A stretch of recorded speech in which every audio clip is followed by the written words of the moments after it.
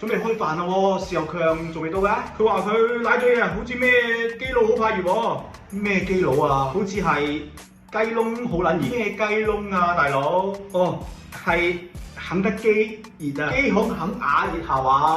咁拗口，條脷打晒熱啊，都唔知邊條粉腸改嘅。依家出嚟仲搞笑，以前酒精噴霧，依家就花露水噴霧。唔好講咁多啦，夠鐘點蚊香啦。點蚊香都要睇時間㗎。呢啲宣傳口號周街貼㗎啦，你咪咁都睇唔到係嘛？講起宣傳口號，今日路過都睇到。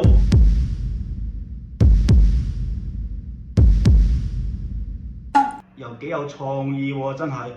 我諗到幾多人攋嘢，我翻嚟嗰陣都睇到。